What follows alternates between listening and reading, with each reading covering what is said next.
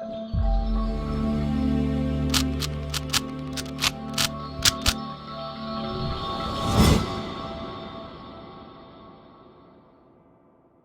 guys, welcome to Viva Classes. I hope you like my videos. If you like my videos, please like, share and subscribe our channel. हम लोग आज start करने वाले हैं class 10 का chapter statistics, जो बच्चों को थोड़ा सा डिफिकल्ट लगता है, तो कोशिश करेंगे कि इसको सिंप्लीफाई करें. देखिए, मैंने यही कोशिश करी है कि आप लोग सबसे पहले स्टैटिस्टिक्स का मतलब समझ पाएँ.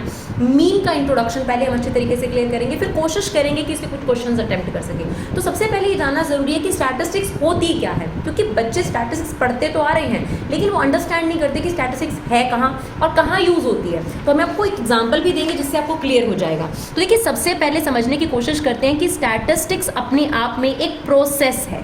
क्या प्रोसेस है स्टैटिस्टिक्स? तो सबसे पहले इसमें डेटा को, जिसे रॉ डेटा कहते हैं, इसे कलेक्ट किया जाता है.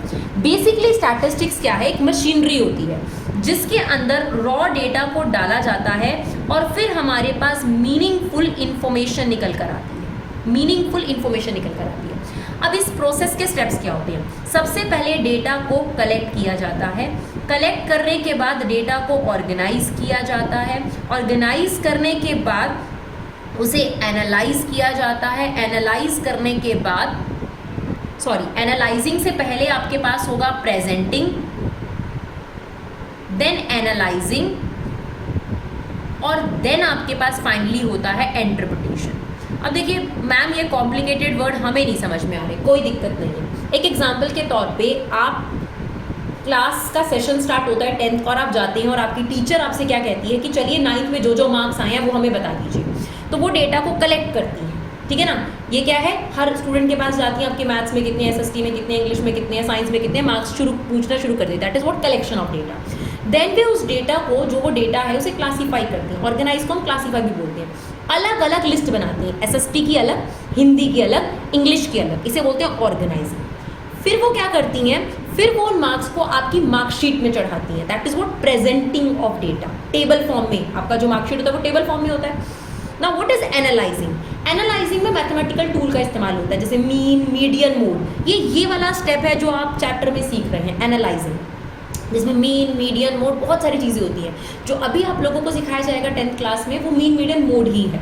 कॉमर्स में अगर आप आगे जाते हैं तो आपको और भी चीज़ें सीखने को मिलेगी. तो एनालाइजिंग में क्या होता है कि मीन, मीडियन, मोड निकाले जाते हैं. अब टीचर क्या करेगी? पहले डेटा कलेक्ट करा स्टूडेंट से, फिर उन्होंने अलग अलग लिस्ट बनाई, हिंदी, इंग्लिश, एसएसटी की, फिर उन्होंने मार्कशीट में चढ़ाया.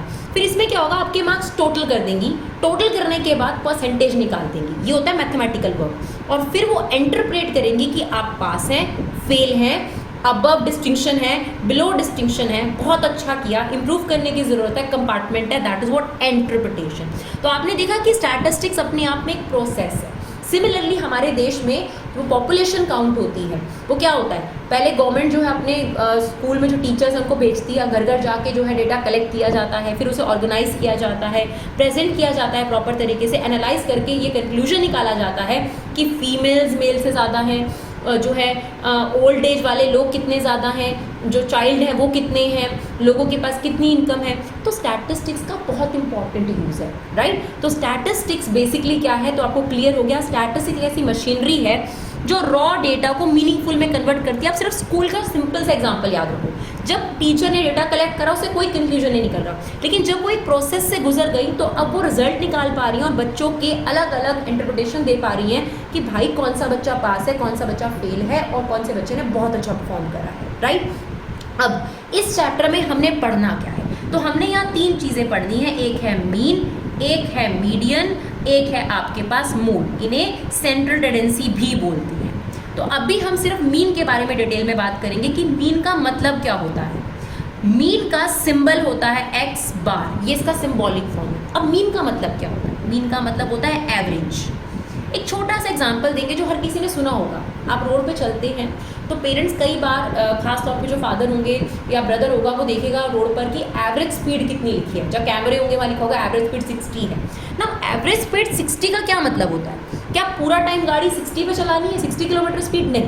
एवरेज का मतलब होता है आसपास, यानी इसके आसपास आपका आंसर होना चाहिए.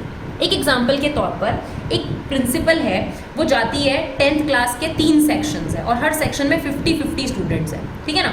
अब वो तीनों सेक्शंस में जाती है, तीनों सेक्शन में जाके 50 बच्चों से मार्क्स पूछती है छुट्टियों से पहले, ताकि जिस सेक्शन के कम मार्क्स हैं उनकी एक्स्ट्रा क्लास बोल दी जाए।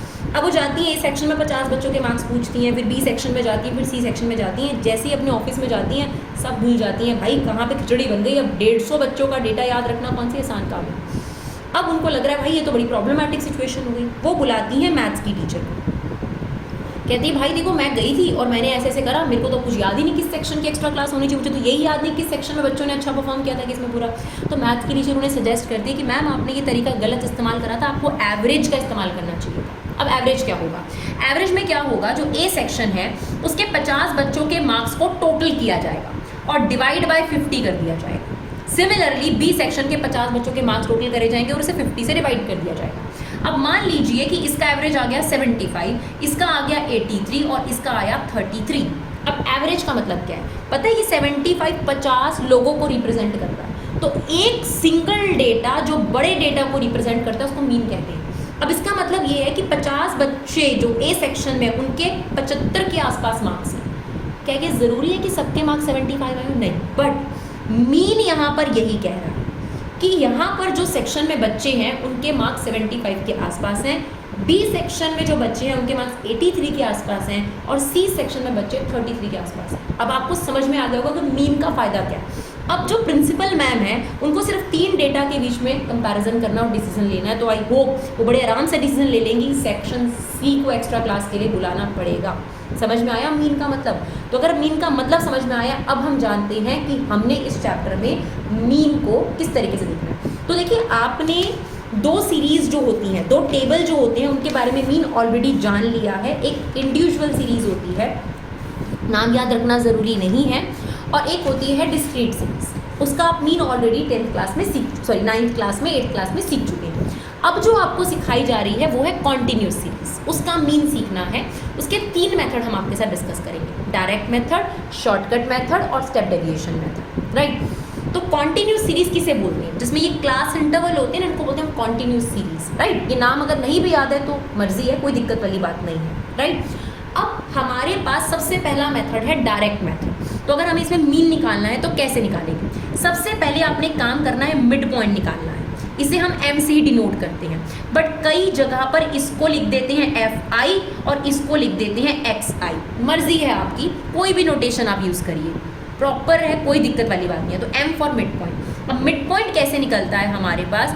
मिड पॉइंट का फॉर्मूला है lower limit plus upper limit divided by 2। Now what is lower limit? 0 से 10 में 0 लोअर है, क्योंकि 0 से कम नहीं हो सकता और 10 से ज़्यादा नहीं हो सकता। 10 से 20 में ये लोअर है, ये अपर है, तो ये सारी लोअर लिमिट्स हैं और ये सारी अपर लिमिट है। तो मिड पॉइंट कैसे निकलेगा?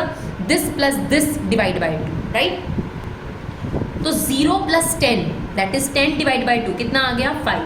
10 प्लस 20 डिवाइड बाय 2 कितना आ गया? 15। 20 प्लस 30 डिवाइड बाय 2 कितना आ गया? 25। अब आपको एक ट्रिक सिखा रहे हैं, ध्यान से सुनिएगा। अगर इनके बीच का गैप इक्वल है 10-10, तो बार बार मिड पॉइंट निकालने की कतई जरूरत नहीं है। आप देखो कितना गैप है इनके बीच में, 10 ना, 10-10 ऐड कर दो। दोबारा बता रही हूँ, मिड पॉइंट कैसे निकला था? This plus this, lower limit plus upper limit divide by 2, यानी 0 प्लस 10 डिवाइडेड बाय 2 कितना आ गया? 5। 10 प्लस 20 डिवाइडेड बाय 2 कितना आ गया? 15 आ गया हमारे पास।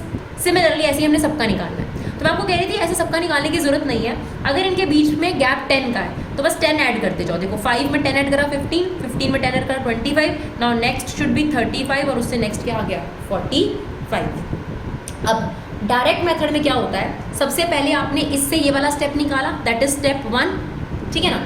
अब स्टेप 2, बस 2 स्टेप में आपका काम हो जाएगा। आपने क्या करना है? एफ आई को एक्स आई से मल्टीप्लाई करना है, या तो आप ये प्रेजेंटेशन ले लो, मुझे अच्छी लगती है ये वाली, एफ को एम से मल्टीप्लाई कर दिया। जो भी बोलो कोई फर्क नहीं पड़ता, सिंबल ही तो है, एम फॉर मिड पॉइंट। तो एफ को हमने एम से क्या करना है? इनटू, यानी कितना आ जाएगा? 10, ये कितना आ जाएगा? 45, इसको इससे इंटू करा 25, 35 इंटू 4 आपके पास आ जाएगा 140, 45 इंटू 2 आ गया 90। अब आपने क्या करना है? इसका टोटल करना है, इसका टोटल करना है। तो इसका हमने टोटल करा, ये आ गया 310। अब इसे कैसे लिखते हैं? ध्यान से सुनना। ये हमारे पास सिग्मा, सिग्मा मीन्स टोटल। इस सिंबल का मतलब ही होता है टोटल। तो टोटल निकाला है हमने किसका? एफ एम का, ठीक है। या फिर आप इसे क्या लिख सकते हैं? Total of F I X I. ये आपकी मर्जी है, उसमें कोई प्रॉब्लम नहीं है, राइट। तो एफ एम का हमने टोटल निकाला है, क्लियर। और इधर निकालना है आपने फ्रीक्वेंसी का टोटल, तो 4, 6, 7, 10, 12, तो ये कितना आ गया हमारे पास 12। तो डायरेक्ट मेथड में क्या फॉर्मूला है, इसे बोलते हैं डायरेक्ट मेथड। क्या फॉर्मूला है, मीन का, यही हमने बताया था, सिंपल है आपके पास, टोटल ऑफ एफ एम यानी लास्ट कॉलम का टोटल अपॉन में एफ का टोटल, यानी 310 अपॉन 12 कर दीजिए, आपके पास क्या निकल कर आ जाएगा, आपका मीन निकल कर आ जाएगा। तो ये आ गया हमारे पास 25.83, राइट। तो I hope direct method is clear. चलिए अब देखते हैं शॉर्टकट मेथड। तो डायरेक्ट मेथड में हमारे क्या स्टेप थे, सिंपल स्टेप में सबसे पहले हमने एम निकाला यानी मिड पॉइंट, जिसको आप एक्स आई भी लिख सकते हैं। इस मिड पॉइंट को हमने एफ सी यानी फ्रीक्वेंसी से मल्टीप्लाई कर दिया। सेकंड स्टेप, इसका टोटल डिवाइड बाय इसका total, that is what direct method. Now shortcut method, जब हम एक्सरसाइज करेंगे तो आपको और अच्छे तरीके से क्लियर हो जाएंगे ये मेथड, राइट। अभी ये इंट्रोडक्शन में आपको बहुत क्लैरिटी के साथ जो है समझ आ जाएगा। चलिए अब shortcut method, second method. Second method में भी पहला काम आपको मिड पॉइंट निकालने का ही करना है, ठीक है। अब आप इसे एफ आई से एक्स आई लिख सकते हैं, वो आपकी इच्छा है, बट हम अभी नॉर्मल तरीके से इसको एम ही लिखेंगे, मिड पॉइंट। तो मिड पॉइंट निकालने का तरीका अभी भी वही है, 0 + 10 डिवाइडेड बाई 2, 10 + 20 डिवाइड बाई 2, तो यहीं से ले लेते हैं हम लोग। तो ये आ गया 5, 15, 25, 35 और 45। अब शॉर्टकट मेथड में स्टेप बढ़ जाएगा। यहाँ पे कितने स्टेप थे, 2। पहले हमने मिड पॉइंट निकाला, एफ को एम से इंटू कर दिया। अब यहाँ पे पहला स्टेप आपने ये लिया, अब हम दूसरा स्टेप लेंगे। दूसरे स्टेप में क्या करना है, एम में से किसी भी नंबर को एज्यूम कर लो कि वो मीन है, ए, एज्यूम्ड मीन। क्या कर लो, A for assume mean, assume कर लो कि वो मीन है, राइट। और उस ए को इन नंबर में से माइनस कर दो, वो जनरली इनका मिड ही होना चाहिए। देखिए वैसे कई जगह ये पढ़ाया जाता है कि मिड ही होना चाहिए, बट कोई ज़रूरी नहीं होता। आप 5 भी ले सकते हैं, 45 भी ले सकते हैं, आप 20 भी ले सकते हैं जो उसके बीच में नहीं है। बट अपने कन्वीनियंट के लिए, ताकि आपको कोई कन्फ्यूजन ना हो, हमेशा बीच वाला नंबर लेना है। लेकिन अगर बीच में ना आ रहा हो, फॉर एग्जाम्पल अगर ये 6 होते तो आप कोई भी नंबर ले लो, कोई प्रॉब्लम नहीं है, ठीक है। अब आपने क्या करना है, सेकेंड स्टेप में आपने डी निकालना है। D means difference. क्या करना है, एम में से इस ए को क्या करते जाना है, माइनस करते जाना है। एम में से इस ए को क्या करते जाना है, माइनस, यानी 5 - 25, 15 - 25, 25 - 25, 35 - 25, 45 माइनस, ठीक है। हमने पहले एम लिखा है, फिर ये कितना आ गया, -20, यह आ गया आपके पास -10, यह आ गया 0, यह आ गया 10 और यह आ गया आपके पास 20। ध्यान से समझा आपने। अब ध्यान से सुनिएगा, आपने क्लास इंटरवल से एम निकाला था तो क्लास इंटरवल की इंपॉर्टेंस खत्म हो गई, ठीक है। फिर आपने एम से डी निकाल दिया तो इसकी इंपॉर्टेंस खत्म हो गई, इसे हाइड कर दो, क्योंकि इसी कॉलम से ये निकला था। अब इस कॉलम से डी, तो मतलब इन्हीं का तो भाई चेहरा बदल रहा है ना, तो इसका चेहरा बदल के ये आ गया, तो अब ये बदल गया ना ये इंसान, अब इसका चेहरा ये बदल कर आ गया, तो ये दोनों कट गए। अब आप देखिए, जो इसे पहले वाला मेथड था उसमें हमने f को m से इंटू किया था, अब हम f को d से इंटू करेंगे। देखिए यहाँ पर कौन था आपके पास, f और m है ना, क्योंकि क्लास इंटरवल से आपने क्या निकाल लिया था, देखिए क्लास इंटरवल से आपने m निकाल लिया था, तो ये खत्म हो गया। अब कौन दिख रहा था, fm, तो fm को इंटू कर दिया। अब यहाँ पर क्या है, याद करने का तरीका है, सबसे बेस्ट देखिए, क्लास इंटरवल से m निकाला, क्लास इंटरवल की वैल्यू खत्म, काट दो इसको, ठीक है ना। अब m से d निकाल दिया, m को काट दो, कौन दिख रहा है, f और d, कर दो मल्टीप्लाई इनको, तो f इंटू डी, 2 - 20, ध्यान से इंटू करना है बस, ठीक है ना। ये कितना आ जाएगा, -30, 0 को इससे इंटू करेंगे 0, यह आ जाएगा 40 और यह आ जाएगा 40। अब ऐड करना है हमें, हमेशा लास्ट कॉलम का टोटल हमें चाहिए। अब कैसे टोटल करना है, देखो माइनस माइनस प्लस, यह आ गया -70 और यह आ गया +80। अब यहाँ पे क्या लिखोगे आप, टोटल ऑफ या सिग्मा एफ डी, क्या लिखेंगे हम इसे, टोटल ऑफ एफ डी, मतलब इसका टोटल सिग्मा, तो +80 - 70, प्लस माइनस क्या होता है, माइनस, तो 80 में से 70 चला गया 10 और साइन हमेशा बढ़ेगा, तो +10 आ गया। अब देखना मीन का फॉर्मूला क्या बनेगा, ध्यान से देखना, ये सिंपल है, हमेशा लास्ट कॉलम का टोटल, तो total of F D upon में सिग्मा एक्स फिक्स है, पक्का। बस एक चीज़ याद रखनी है, ए आपने सब में से माइनस किया है ना, तो ए यहाँ प्लस हो जाता है। देखो ये कोई रीज़न नहीं है, बट ये याद करने का तरीका है भाई छोटा सा। तो सबसे पहले लास्ट कॉलम का टोटल अपॉन फ्रीक्वेंसी का टोटल, और क्योंकि ए हमने सब में से माइनस करा है तो ए फाइनली क्या हो जाएगा, प्लस। अब ध्यान से सुनना, एलसीएम मत लेना कभी भी, अच्छा यही रहेगा। ए की वैल्यू कितनी थी, एज्यूम में देखो मैंने यहाँ लिख रखा है 25, प्लस सिग्मा एफ डी कितना है 10, फ्रीक्वेंसी का टोटल, तो हमने सेम वही फ्रीक्वेंसी ले रखी है तो 12 ही है इसका टोटल, तो यहाँ आ जाएगा 12। तो आपने क्या करना है, बेस्ट ऑप्शन है 10 को 12 से डिवाइड कर लो, एलसीएम मत लो। देखो एलसीएम लेने के बाद भी अपने डिवीजन करनी है, छोटी डिवीजन कर लो वो ज़्यादा बेटर है, राइट। तो ये आ गया हमारे पास 0.83, इससे भी हमारा आंसर आएगा 25.83। एक बात याद रखना है, मेथड कोई भी हो आंसर वुड बी सेम, तो इससे भी हमारा आंसर सेम आएगा। चलिए अब हमारा आ गया तीसरा मेथड, इसको बोलते हैं स्टेप डेविएशन मेथड। पहला मेथड कौन सा है, डायरेक्ट मेथड। दूसरा मेथड कौन सा है, स्टेप डेविएशन मेथड। इसमें भी सेम, जो आपने शॉर्टकट मेथड किया है उससे एक स्टेप बढ़ जाएगा। पहले एम निकालो, एम निकालने का तरीका क्या है, 0 + 10 डिवाइड बाई 2, 10 + 20 डिवाइड बाई 2, तो ये कितना आ जाएगा 5, या जाएगा 15, या जाएगा 25, या जाएगा 35, या जाएगा 45, ठीक है। अब देखिए इससे ये निकल चुका है तो इसकी वैल्यू तो खत्म है। अगर डायरेक्ट मेथड होता तो क्या करते, एफ को एम से इनटू कर देते, तो फॉर्मूला हो जाता sigma F M upon sigma F, ठीक है। शॉर्टकट में हमने क्या किया था, इसको एज्यूम कर लिया था, अभी भी हम यही करेंगे, सेम जितना स्टेप उसमें किए थे वो करने ही करने। तो हम डी निकालेंगे m माइनस ए, इन सब में से a माइनस कर देंगे, तो हमने ऊपर किया हुआ है ना सेम, यही ले लेते हैं। तो कितना है -20, -10, 0, 10 और 20। तो यहाँ तक का काम तो स्टेप जो सेकंड स्टेप था सेम था। अब आपने क्या करना है, ध्यान से सुनिए, हम निकालेंगे D dash column. Now D dash क्या है, डी को किसी कॉमन नंबर से डिवाइड करो। ये देखिए ये सारे नंबर है ना, ये किसी कॉमन नंबर से अगर डिवाइड हो रहे होंगे तो ही ये मेथड लगेगा, नहीं तो नहीं। अगर ये सब कॉमन नंबर से डिवाइड, अब देखिए 2 से भी डिवाइड हो रहे हैं, 5 से भी डिवाइड हो रहे हैं और 10 से भी डिवाइड हो रहे हैं, तो दोनों में बड़ा नंबर कौन सा है, तीनों में 10, तो हम इसे 10 से डिवाइड करेंगे और यहाँ c की वैल्यू हो गई 10, यानी पूरे d कॉलम को 10 से डिवाइड कर दो, कितना आ जाएगा -2, -1, 0, 1 और 2। अब ध्यान से सुनिएगा मेरी बात, क्लास इंटरवल से हमने m निकाला था तो m कट गया, m से हमने d निकाला था तो m कट गया, और d से अब d डैश निकाल दिया तो d कट गया।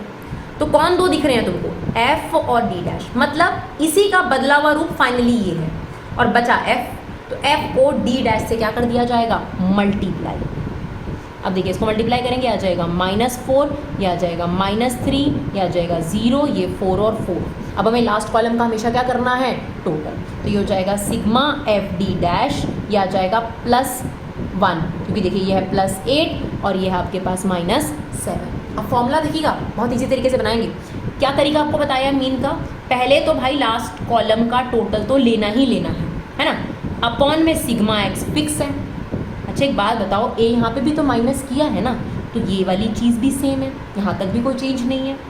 अब क्या करना है, जो सी है उससे हमने डिवाइड किया था, यहाँ पर लगा दिया मल्टीप्लाई का साइन। ये सिर्फ याद करने की ट्रिक है और कुछ नहीं है, ठीक है। अब ए की वैल्यू कितनी थी हमारे पास 25, ये कितना आया है 1, ये 12, और सी कितना था हमारे पास 10। देखिए सेम आ जाएगा 25.83, क्योंकि ये 10/12 ही है फिर से। तो आई होप आपको मीन कैसे निकालना है तीनों मेथड से, स्टैटिस्टिक्स का मतलब क्या होता है ये क्लियर हुआ। अब हम डिस्कस करते हैं इसके 4 क्वेश्चंस 1 to 4। तो आई होप आपको हमारी वीडियोस जो है काफ़ी जो है यूजफुल लगेंगी, क्योंकि हमने इंट्रोडक्शन भी दी और अब हम आपके पास 1 to 4 क्वेश्चन भी डिस्कस करेंगे आपके साथ। चलिए एक बार फटाफट से मेथड्स के फॉर्मूलेस चेक कर लेते हैं। तो डायरेक्ट मेथड में हमारा क्या फॉर्मूला था, डायरेक्ट मेथड में हमारा फॉर्मूला था मीन का, that is sigma F M upon sigma F. Shortcut method में हमारा क्या फॉर्मूला था, it's a plus sigma F D upon sigma F. और स्टेप डेविएशन मेथड में हमारा क्या फॉर्मूला था, दैट इज a, इतना तो सेम लिखना है, F D dash upon sigma F into C. तो ये 3 मेथड अब अपने याद रखने हैं। चलिए अब फर्स्ट क्वेश्चन देखते हैं। तो फर्स्ट क्वेश्चन को हम डायरेक्ट मेथड से करेंगे सबसे पहले। चलिए ये आपके पास दे रखा है क्लास इंटरवल, और अब हम क्या करेंगे, सबसे पहले इसके मिड पॉइंट निकालेंगे। तो मिड पॉइंट निकालने का तरीका क्या होता है, मिड पॉइंट निकालने के लिए हमें क्या करना पड़ता है, lower limit plus upper limit divided by 2, यानी 0 + 2 डिवाइडेड बाई 2 कितना आ जाएगा 1, 2 + 4 दैट इज 6 डिवाइडेड बाई 2 कितना आ गया 3। अब बाकी के निकालने की बजाय पता है क्या काम करना था, क्या बताई थी हमने ट्रिक, अगर आपने हमारी वीडियो को ध्यान से सुना है तो फिर आपको दिक्कत नहीं आएगी। इनके बीच में देखो गैप कितने का है, 2 का है ना, सब में देख लो एक बार चेक कर लो, 2 का गैप है ना, बस 2 2 प्लस करते जाओ, कितना आ जाएगा ये 5 7 9 11 और 13। क्लियर। अब हमने क्या कर दिया, क्लास इंटरवल से m निकाल दिया, तो क्लास इंटरवल को हाइड कर दो। और डायरेक्ट मेथड में क्या होगा, f को m से क्या कर दिया जाएगा इनटू, तो ये कितना आ जाएगा 1, ये कितना आ जाएगा 6, या आ जाएगा 5, या आ जाएगा 35, या आ जाएगा 54, या आ जाएगा 22 और या आ जाएगा 39। ठीक है। कई टीचर्स ये कहते हैं कि हाँ एफ आई और एक्स आई लेना है, तो फिर ठीक है, जैसा आपका टीचर्स कहें वैसा करिए, एफ आई एक्स आई लीजिए, थोड़ा सा फॉर्मूला चेंज हो जाएगा, बाकी तरीका सेम है, कोई दिक्कत नहीं है, राइट। क्योंकि ये जो प्रॉपर हम आपको बता रहे हैं फॉर्मूले, ये प्रॉपर 11th क्लास के स्टैटिस्टिक्स सब्जेक्ट में यूज़ होते हैं, सब्जेक्ट में यूज़ होते हैं, सिर्फ चैप्टर नहीं है, तो ये यूज़ हो सकते हैं, कोई प्रॉब्लम वाली बात नहीं है। बट स्टिल आपके टीचर कहें नहीं यहाँ एफ आई और एक्स आई ही यूज़ करना है, तो यूज़ करिए, कोई प्रॉब्लम नहीं है, राइट। बाकी इसमें कोई इशू नहीं है आपके पास। अब हमें एफ एम का टोटल लेना है, तो F M sigma F M का टोटल अगर हम करेंगे तो आ रहा है 162, और फ्रीक्वेंसी का टोटल करेंगे तो फ्रीक्वेंसी का टोटल आ रहा है हमारे पास 20, राइट। तो अब हमारे पास क्या फॉर्मूला होता है मीन का, हमने आपको बताया है, ये सिग्मा एफ एम यानी mean sigma F M upon sigma F यानी 162 अपॉन 20 दैट इज 8.1, राइट। और एक चीज़ हमेशा याद रखनी है, जैसे अब इस क्वेश्चन में ये नंबर ऑफ प्लांट्स है, वो लिखा ना फाइंड नंबर ऑफ प्लांट्स, तो ये 8.1 नंबर ऑफ प्लांट्स आए हैं, तो 8.1 नंबर ऑफ प्लांट्स तो नहीं हो सकते, आप अप्रॉक्सीमेटली 8 प्लांट्स बोल सकते हैं, राइट। चलिए क्वेश्चन नंबर 2 देखते हैं। 2 को हम करेंगे, चलिए अब हम सेकेंड क्वेश्चन को करेंगे स्टेप डेविएशन मेथड से। देखिए स्टेप डेविएशन मेथड ज़रूरी नहीं है होगा, तो शॉर्टकट पे भी हम अटक सकते हैं, तो हम देखते हैं कि कहाँ पर हम अटकेंगे, कोशिश ये करेंगे स्टेप डेविएशन पे जाएं यानी तीसरे मेथड पर। तो सबसे पहले अगर आपके पास ये सीरीज़ दे रखी होती है, आपको क्या निकालना है, मिड पॉइंट। तो मिड पॉइंट निकालने का तरीका क्या है, 500 प्लस 520 डिवाइडेड बाई 2, तो ये हमारे पास आ रहा है 510। सिमिलरली 520 प्लस 540 डिवाइडेड बाई 2 करेंगे तो ये हमारे पास आ जाएगा 530। आप चाहें तो ऐसे ही निकाल सकते हैं, नहीं तो आप इनके बीच का गैप देख लो, 20 है सब जगह, बस 20 ऐड कर दो, तो ये कितना हो जाएगा 550, ये हो जाएगा 570 और ये हो जाएगा 590, है ना इजी, राइट। अब हमें क्या करना पड़ता है, अब हमें इसमें से अगर हम डायरेक्ट मेथड जाएं तो f को m से इंटू कर देंगे, है ना, जो हमने इस वाले क्वेश्चन में देखा, लेकिन हम आगे सीखेंगे।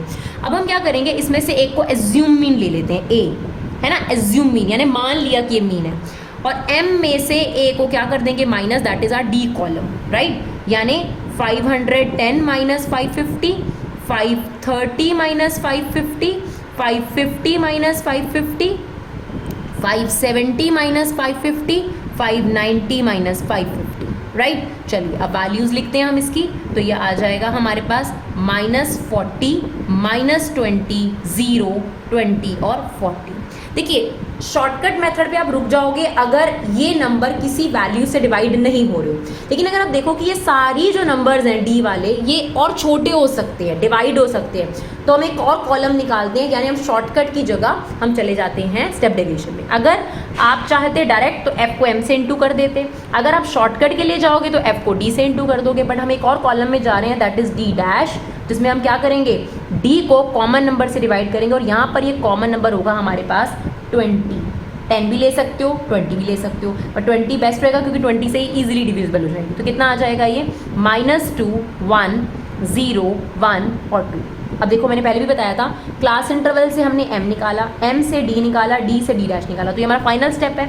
इसको किससे मल्टीप्लाई कर देंगे, f d डैश, तो ये कितना हो जाएगा, देखिए -24, 14, सॉरी ये भी -1 है ना, तो ये -14, ये आ गया 0, ये आ गया 6 और ये आ गया हमारे पास 20, तो ये कितना हो गया +26 और ये कितना आ जाएगा -38। तो ये हमारे पास +26 और ये -38, तो ये हमारे पास बचेगा 12, राइट। हमें फ्रीक्वेंसी का टोटल भी चाहिए, तो फ्रीक्वेंसी का टोटल हमारे पास कितना आ रहा है, फ्रीक्वेंसी का टोटल कर लेंगे हम लोग, तो फ्रीक्वेंसी का टोटल आ रहा है हमारे पास 50, राइट। तो हमारे पास यहाँ मीन का फॉर्मूला क्या होगा, a प्लस, सबसे पहले क्या होता है लास्ट कॉलम का टोटल, हमेशा फ्रीक्वेंसी डिवीजन में, क्योंकि a माइनस करा था इसलिए प्लस और c से डिवाइड करा था इसलिए c इंटू में। तो a की वैल्यू कितनी है हमारे पास, ये रही देखिए 550। सिग्मा एफ डी डैश कितना आया है -12, सॉरी क्योंकि माइनस वाला नंबर बड़ा है, सिग्मा एफ 50 इंटू सी कितना है हमारे पास 20, तो एक 0 से एक 0 कट कर देते हैं, ये आ जाएगा 550 माइनस ये कितना आ जाएगा 12 2 ज़ा 24 डिवाइडेड बाय 5, तो इसको हम करेंगे तो ये आ जाएगा 550 माइनस 4.8 विच मीन्स 545.20 रुपीज़। क्यों लिखा है हमने, क्योंकि हमेशा याद रखिएगा कि जो मीन मीडियन मोड होते हैं वो हमेशा इसमें से निकाले जाते हैं। तो आपको दिया था डेली वेजेस कितने में होंगी, तो डेली वेजेस ऑब्वियसली रुपीज़ में दे रखी होंगी, तो हमारा आंसर आ गया है 540.20 रुपीज़। कुछ बुक में जो क्वेश्चन नंबर 2 है वो 100 से 120 दिया हुआ है, लेकिन कुछ नई बुक्स हैं जिसमें ये वैल्यूज़ जो हैं चेंज कर दी हैं, तो प्लीज़ इसे करेक्ट कर लीजिएगा कि जो भी क्वेश्चन है बुक के अंदर, राइट। चलिए क्वेश्चन नंबर 3 देखते हैं। देखिए अभी जो क्वेश्चन नंबर 3 है एग्जामिनेशन पर्सपेक्टिव से बहुत इंपॉर्टेंट है, तो ध्यान रखिएगा इस क्वेश्चन को। इसमें मिसिंग वैल्यू निकालनी है आपको। जो भी मिसिंग वैल्यू वाले क्वेश्चन हो ना, उसमें डायरेक्ट मेथड इस्तेमाल करो, बेस्ट रहेगा। करने का कोई भी मेथड इस्तेमाल करो, बट मेरे हिसाब से मेरा यही ओपिनियन है और मैं यही सजेस्ट करती हूँ कि हमेशा आप डायरेक्ट मेथड के लिए जाओ, ठीक है। चलिए अब हमें क्या दे रखा है, मीन पॉकेट अलाउंसेस, यानी आपको पहले से ही मीन की वैल्यू दे रखी है। यानी यहाँ पर अगर हम फॉर्मूला लगाएंगे, जो कि मैं आपको बोल रही हूँ कि मैं डायरेक्ट मेथड लगाऊंगी, तो sigma X is equal to sigma F M upon sigma F. तो मीन की वैल्यू मेरे पास पहले से है 18, राइट। अब यहाँ पर ये फ्रीक्वेंसी मिसिंग है, तो इसको हमने क्या ले लिया, x, ठीक है। अब सबसे पहला काम तो वही है, मिड पॉइंट निकालने का करना है हमें। तो मिड पॉइंट कैसे निकलेगा हमारे पास, मिड पॉइंट वही है 11 + 13 डिवाइडेड बाई 2। 11 + 13 डिवाइडेड बाई 2, तो ये आ जाएगा 12। देखिए सबके बीच में कितने का गैप है, 2 का गैप है, तो बस प्लस कर दीजिए।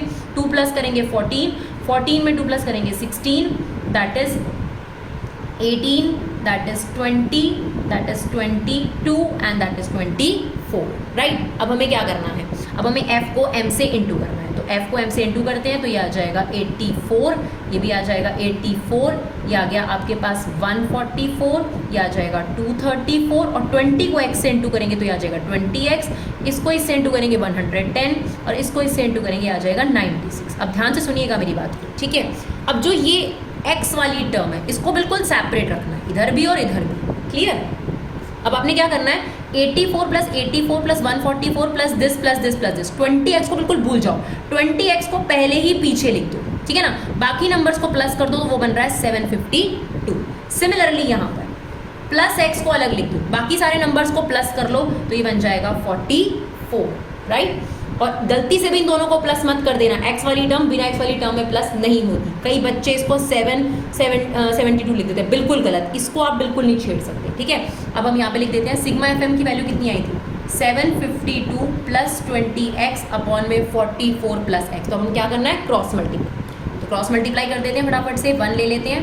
तो 18 को 44 से अगर मल्टीप्लाई करें तो ये आ जाएगा 792, 18x आ जाएगा ये, और ये आ गया 752 + 20x। अब 752 को यहाँ ले आइए और इसको यहाँ पर, तो 792 में से 752 माइनस होगा 40, 20x में से 18x जाएगा 2x। तो ये 2 डिवीजन में अगर चला जाएगा तो x की वैल्यू कितनी आ गई हमारे पास 20, यानी जो ये फ्रीक्वेंसी थी इसकी वैल्यू कितनी हो गई 20, राइट। चलिए देखते हैं क्वेश्चन नंबर 4। क्वेश्चन नंबर 4, इसमें भी हमें क्या करना है, find mean heart beat per minute. चलिए अब हमें वही करना है, हमें सबसे पहले मिड पॉइंट निकालना है, ठीक है। तो हम इसमें स्टेप डेविएशन मेथड की तरफ जा रहे हैं, ठीक है ना। डायरेक्ट मेथड का हमने क्वेश्चन करके दिखाया आपको। 65 + 68 डिवाइडेड बाई 2, तो ये आ जाएगा 66.5।